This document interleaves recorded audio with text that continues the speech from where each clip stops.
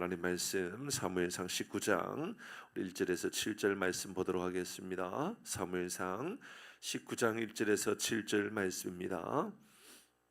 사울이 그의 아들 요나단과 그의 모든 신하에게 다윗을 죽이라 말하였더니 사울의 아들 요나단이 다윗을 더욱 심히 좋아하므로 내 아버지 사울이 너를 죽이려 하시느니라. 그러므로 이제 청하노니 아침에 조심하여 은밀한 곳에 내가 나가서 내가 있는 들에서 내 아버지 곁에 서서 내 일을 내 아버지와 말하다가 무엇을 보면 내게 알려주리라 하고, 요나단이 그의 아버지 사울에게 다윗을 칭찬하여 이르되 원하건대 왕은 신하 다윗에게 범죄하지 마옵소서.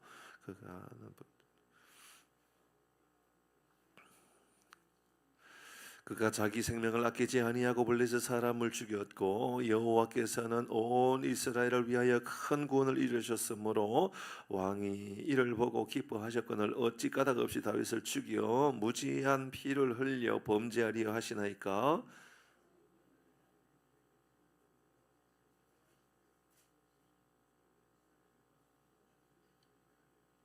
우리 7절 같이 합니다. 요나단이 다윗을 불러 그 모든 일을 그에게 알리고 요나단이 그를 사울에게로 인도하니 그가 사울 앞에 전과 같이 하였더라. 아멘. 있었더라. 아멘. 오늘은 화목을 위한 사람, 화목을 위한 사명자, 화목을 위한 사명, 이렇게 제목을 세워서 같이 묵상하도록 하겠습니다. 오늘은 우리가 알고 있는 것처럼 여전히 사울은 다윗을 죽이고자 하고, 또 사울의 아들 요나단은 어떻게 하든지 다윗을 지키려고 하는 그 모습에 대한 이야기입니다. 얼마나 충성된 사람인지 오늘 본문의 말씀을 묵상하다 보면 자기의 생명을 정말 아끼지 아니하고 다윗을 귀하게 여기고 있구나. 특별히 요나단은 중재하기 위하여 관계를 풀어가기 위한 사람이구나라는 것을 알 수가 있습니다.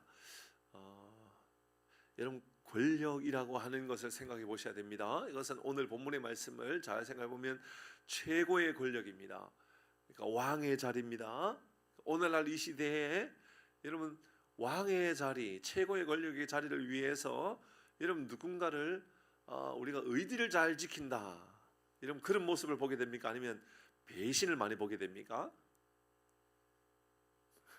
여러분, 굉장히 단순한 일이에요. 오늘날 이 시대의 정치도 보십시오. 여러분, 그게 여당이든 야당이든 상관없이 누가 대통령이 되어야 되겠다, 누가 높은 자리에 되겠다 그러면 의리를 지켜야 되겠다라는 것보다도 배신을 하더라도 내가 그 자리를 지켜야 되겠다, 내가 그 자리에 올라가야 되겠다, 그런 모습들도 제가 굳이 구체적으로 누구에 대한 이야기를 하지 않아도 뻔히 잘 아는 이야기일 겁니다.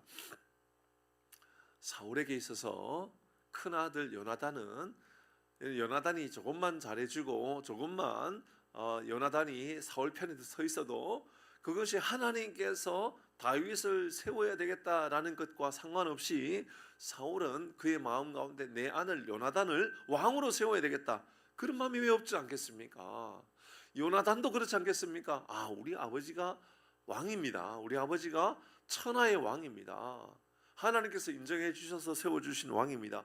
그러면 요나단 마음 가운데 그 다음에 왕위는 누가 올라갈까요? 물어보는 만하죠. 요나단의 마음 가운데 그 다음에 왕할 사람은 내가 아닐까. 그는 황태자의 마음을 분명히 가질 수밖에 없을 겁니다. 그것은 요나단이 결정하고 안 하고와 상관없이 이미 그의 마음 가운데나 그의 아버지를 통해서 이제 다음에 네가 왕이 돼야 된다, 네가 왕이다, 그 다음에 왕위를 이을 사람은 너다, 분명히 그런 마음을 가지게 될 것입니다. 그런데 그런 중요한 권력의 자리보다도 훨씬 더 귀하게 여기는 것 있었다면, 저는 오늘 본문의 말씀을 통하여서 하나님께서 우리 그리스도인에게 주는 가장 중요한 마음이 있지 않습니까? 화목이라고 하는 겁니다. 화목. 저는 우리 교회가 이 지역사회의 화목을 위한 교회가 되었으면 좋겠습니다. 우리 교회뿐만 아니라 여러분은 여러분의 가정에서, 여러분의 삶의 자리에서 화목을 위한 여러분이 되시기를 바랍니다. 아멘. 여러분 직장에 여러분 때문에 화목이 있기를 바랍니다. 그게 오늘 우리의 기도 제목입니다. 여러분 오늘 우리의 기도 제목은 바로 그겁니다. 내 욕심, 그러니까 내가 왕으로서의 어떤 욕심, 그러니까 내가 앞으로 왕위를 오를 사람이다라고 하는 욕심보다도 훨씬 더 크게 작용하는 것, 그거 말입니다. 그러니까 내가 누릴 수 있는 권력보다도 훨씬 더 크게 작용되어지는 것, 내 안에 화목을 위한 마음이 있는가. 우리 예수님께서 우리에게 화목을 위한 직분을 주셨다 그랬는데 그렇습니다. 제가 조금 전에 이제 찬송가를 부르면서 많이 헤맸음에도 불구하고 제 마음 안에는 이런 마음이 있어요. 에이, 잘 모르는데 1절만 부르고 마칠까 이런 생각을 합니다. 저도 그런 마음을 가지거든요. 제가 잘 못 부르는데, 제가 잘 못 부르고 있는데 제가 끝까지 부르는 것은 굉장히 고통스러워요. 그런데도 끝까지 부르는 것은 단순히 하나였습니다. 후렴의 마지막 부분, 화목해 하라신 주님의 말씀, 요거 하나 때문에요. 그냥 부른 겁니다. 뭐 잘 못 불러도 그냥 부르는 겁니다. 하나 때문에요. 화목해 하라신 주님의 말씀. 이것이 우리 그리스도인에게, 여러분에게, 저에게, 여러분 우리에게 주신 사명이라는 것이죠. 여러분 화목을 위하여 어떤 노력을 하고 계십니까? 오늘 그 이야기입니다. 화목을 위하여 우리는 어떤 노력을 할 수 있는 사람입니까? 화목을 위하여, 여러분 단순히 보면 오늘 본문의 말씀에 말하고 있지만 알 수 있는 가장 중요한 것 있다면, 조금 전에 말씀처럼 권력보다도, 명예보다도, 영광보다도, 모든 재물보다도 요나단은 화목을 위한 사람이었다. 화목을 위한 직분을 가진 사람이었다. 이렇게 말할 수 있을 겁니다. 그런 뜬구름 잡는 것은 아니지요. 아주 중요한 그러한 배경을 가지고 있음에도 불구하고 오늘 본문의 말씀 몇 가지 화목을 위하여 이런 수고를 하는 사람이었습니다. 2절 3절 말씀을 보면 2절 이렇게 이야기하고 있습니다. 2절 말씀에 보면 그가 다윗에게 말하여 이르되, 요나단이 이렇게 말합니다. 내 아버지 사울이 너를 죽이기를 꾀하고 있다. 그러니 이제 청하니 아침에 조심하여서 은밀한 곳에 숨어 있어라 이야기합니다. 어떻게 해야 되는지 알려주는 겁니다. 여러분 놀랍죠? 네가 어떻게 해야 되는지 내가 알려줄게. 너 먼저 숨어 있어라고 말합니다.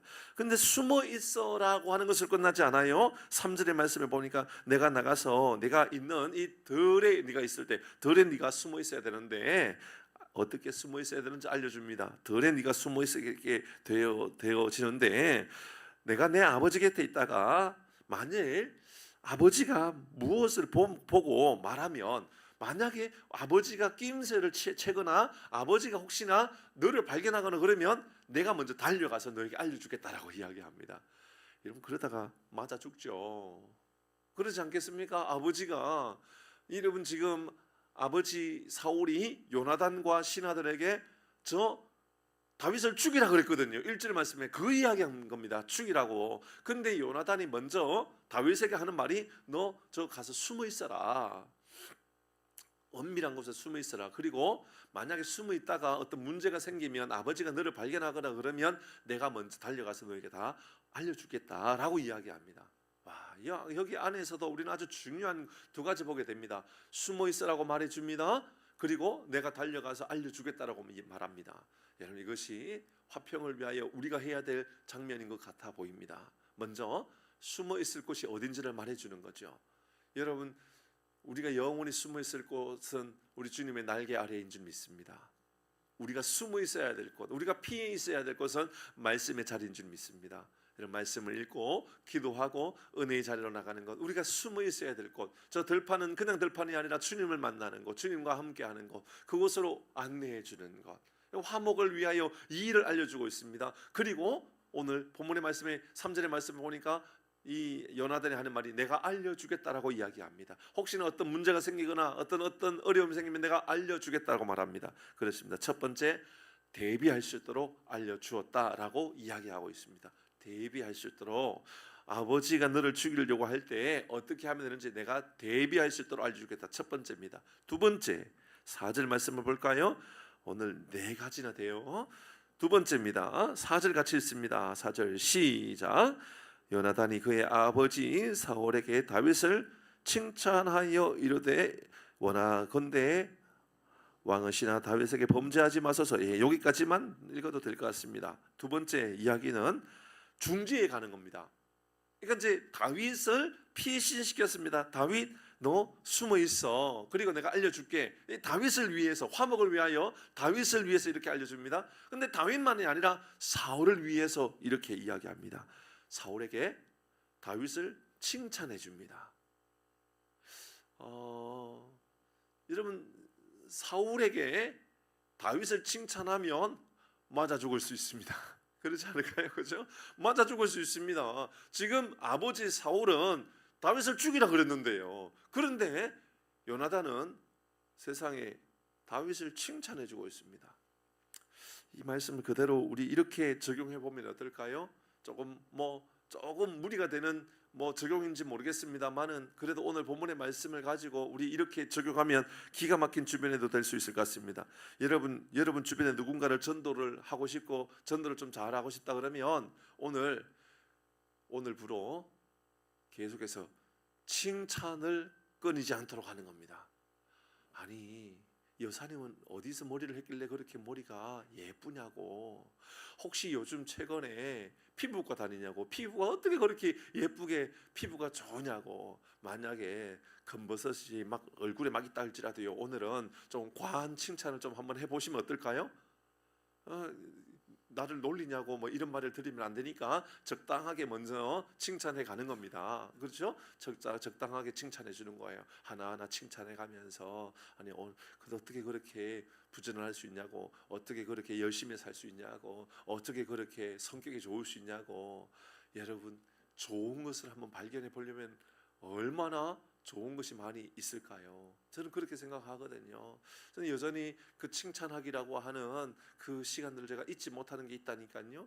부산에서 사역할 때 제가 이 주일학교 교사 중에 늘 늦잠 자고 늘 학교조차도 늦잠 때문에 학교까지도 늦게 다니는, 그래서 교사로서 아침에 한 10시 교회 10시에 오면 되는데 교회 10시에도 자고 있어요. 전화해보면 아직도 자고 있는 거예요. 늘 그런 삶을 살아가는 그런 한 자매가 있었어요.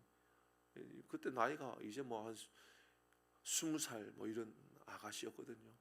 그런데요, 어느 날 같이 우리가 이 기도 모임에 갔었는데 그날 마음 가운데 오늘 기도회는 한 1시간, 2시간, 1시간 반 정도만 하고 우리 칭찬하게 한번 해보자. 그런데요, 아무도 그 사람을 칭찬하지 않을 거라고 생각했었는데 아니에요. 모두가 다 한결같은 마음을 가지고 칭찬하기 시작하더라고요. 너 참 예쁘다. 정말 성격도 너무너무 좋은 것 같다. 어떻게 그렇게 가정에, 그러니까 어머니가 안 계셨는데 가정에 아버지를 그렇게 잘 돕고 동생을 그렇게 잘 도와줄 수 있느냐라고 칭찬하기 시작하는 거예요. 근데 그때부터 치료가 돼요. 마음의 치료가 돼요. 놀라운 은혜가 나타나더라고요. 그래서 그때부터요, 늦게 일어나는 게 다 해결되어지고요. 왜 그렇게 늦게 일어났냐가 아니라 정말 잘 회복되어지는 모습을 보게 돼요. 사랑하는 교회 여러분, 여러분 주변에 있는 모든 사람들의 장점들이 오늘부터 보여지기를 바랍니다. 그랬으면 좋겠어요.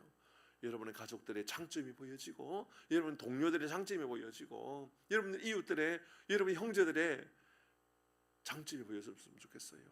어떻게 그렇게 요리를 잘하냐고, 어떻게 성격이 그렇게 좋냐고. 그렇습니다. 오늘 다윗은 요나단은 다윗을 바라보면서 그 아버지에게 칭찬을 아끼지 않고 있다 알려주고 있습니다.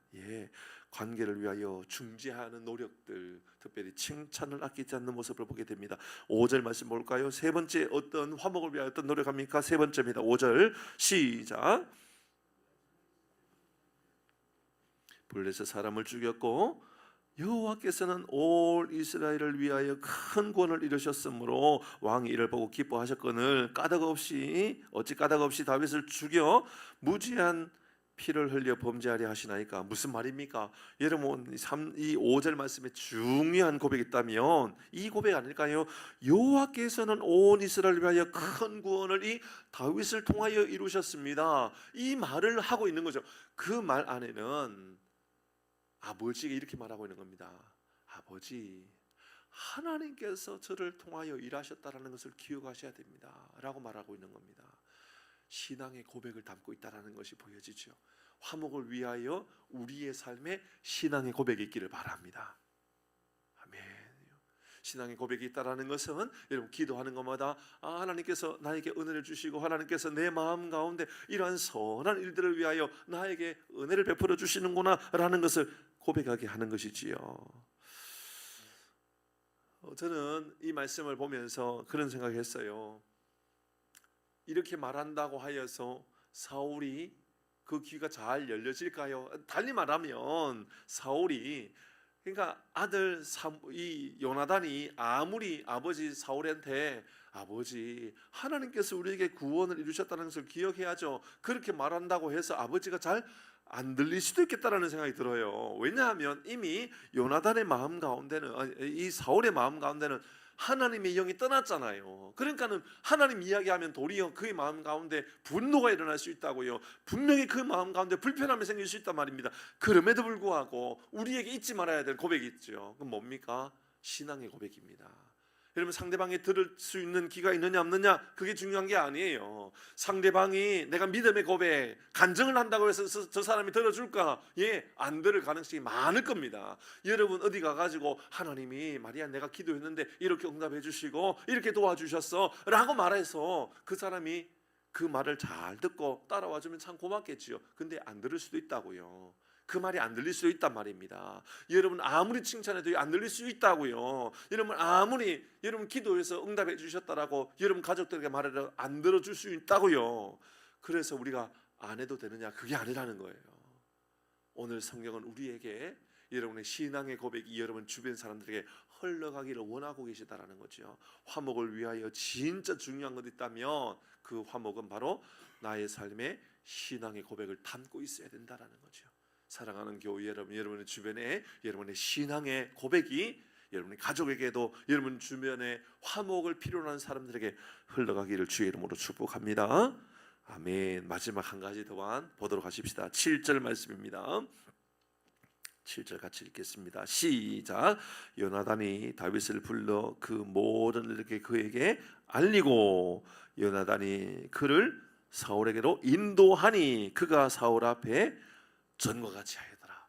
화목이 열렸다 그 말입니다. 마지막에 전과 같이 하였다 그 말은 사울이 다윗을 바라보는 마음이 전과 같았다 그 말은 마음이 풀렸다. 물론 굉장히 이것은 짧은 시간이에요. 짧은 시간일 뿐입니다. 뒤에 또 계속해서 사울은 다윗을 죽이려고 그래요. 그런데요 놀랍잖아요. 여기서 뭘 보게 돼요? 요나단은 다윗을 실제로 인도합니다. 맞죠? 실제로 인도하는 거예요. 여러분 사울이 다윗을 만날 수 있도록, 다윗이 사울을 만날 수 있도록, 아버지를 만날 수 있도록 실제적인 관계의 개선을 위하여 노력하는, 인도하는 모습을 보게 된다 그 말입니다. 저는 이 모습을 보면서 우리가 주일날 요한복음을 묵상하면서 했던 그 이야기가 또 다시 생각납니다. 베드로의 동생이었던 안드레가 뭘 대단한 일을 했는지 성경의 기록들이 별로 없다 그랬잖아요. 그렇죠? 안드레는 성경에 기록되어 있는 이야기가 별로 없어요. 고작 있다라고 하면 형 베드로를 인도했던 것, 맞죠? 베드로를 인도했던 것, 그리고 오비영이어 사건 때 그 보리떡 5개 물고기 2마리를 가지고 있는 꼬마 아이를 예수님께로 데리고 왔던 것, 그게 뭐 또 있고 또 하나 있다 그러면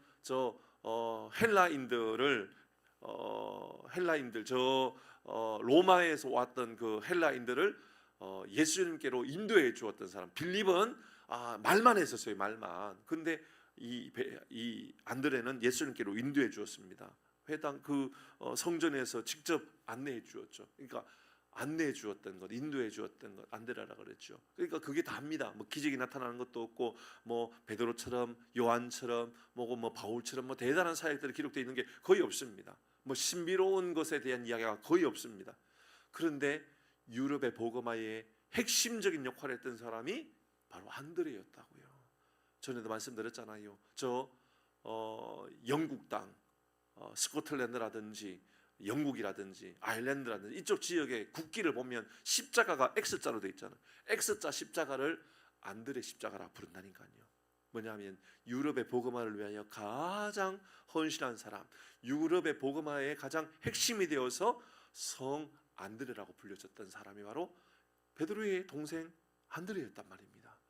겉으로 볼 때는 뭐 드러나는 게 별로 없는 것 같은데 화목을 위한 가장 멋진 사람이 바로 안드레였다, 그 말이거든요. 사랑하는 교회 여러분, 오늘날 이 시대에도 우리가 요나단에 대한 이야기 아는 게 별로 없잖아요. 근데 그에게 가장 위대한 사건이 있다 그러면 끊임없이 화목을 위한, 관계 개선을 위한 사람이었다라는 것이죠.